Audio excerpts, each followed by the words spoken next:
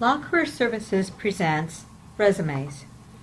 Your resume is a marketing document that has one function: to convince the employer to interview you.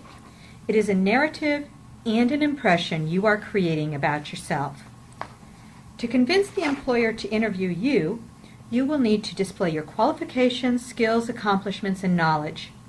You need to distinguish yourself from other law students who have also achieved academic success, are taking many of the same courses, and pursuing many of the same extracurricular activities.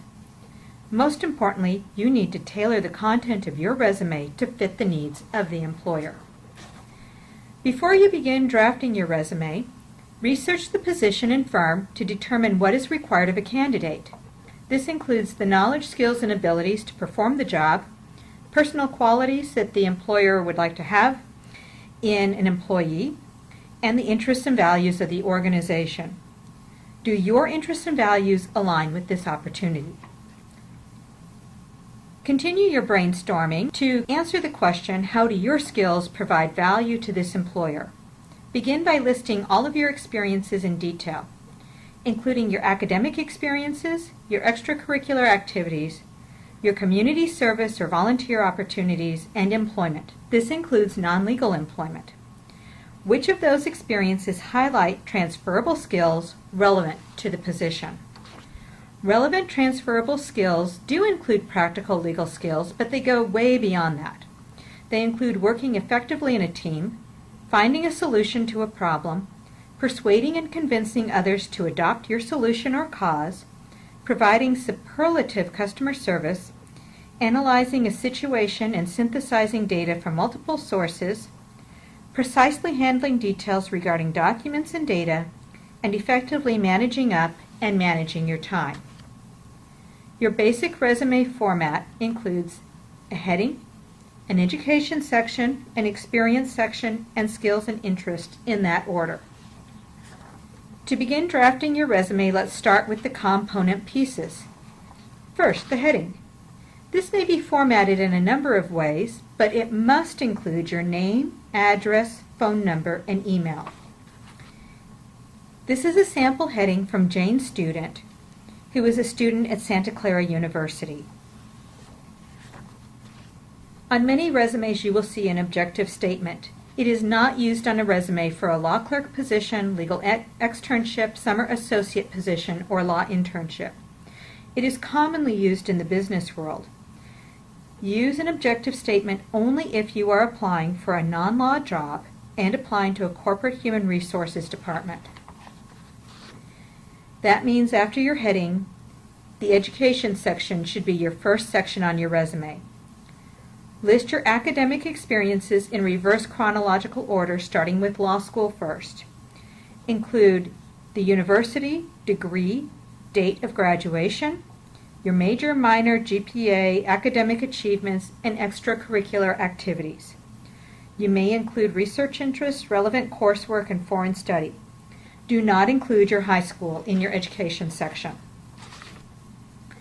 This is a sample education section showing both law school and undergraduate education, honors, and activities. After your education section, you will have an experience section. Your experience should also be listed in reverse chronological order, and it can include paid or unpaid experience, such as internships which were performed for credit, which consumed a significant amount of time. However, do not include duties associated with being the leader of a student organization. After you list out the employer for whom you worked, you will need to write a description of your job. Consider each experience. Describe your transferable skills and accomplishments, not your job duties or responsibilities. Prioritize information and be selective, highlighting what is most significant and relevant about your background in relation to the needs of the specific employer. Next, write accomplishment-oriented statements introduced by action verbs. Remove any passive verbs and personal pronouns. Convey through direct language that you are active and produce results while targeting your achievements and skills to the employer's needs. You can use either a paragraph or bullet format. In either case, your writing needs to be clear and persuasive. This is a sample experience section in paragraph format, including both a legal and a non-legal job. Note how the job description for both of these positions highlights transferable skills. This is a sample experience section using a bullet point format, showing both a legal and non-legal job, and again notice how the job description for both positions highlights transferable skills. Some sample verbs that you might use in the experience section include words like accomplished, administered, analyzed, assessed, calculated, composed, convinced, delegated, devised, examined, formulated, generated, instituted, negotiated, organized, represented, structured, and wrote. This is not a comprehensive list. Refer to the Law Career Services website for more verbs.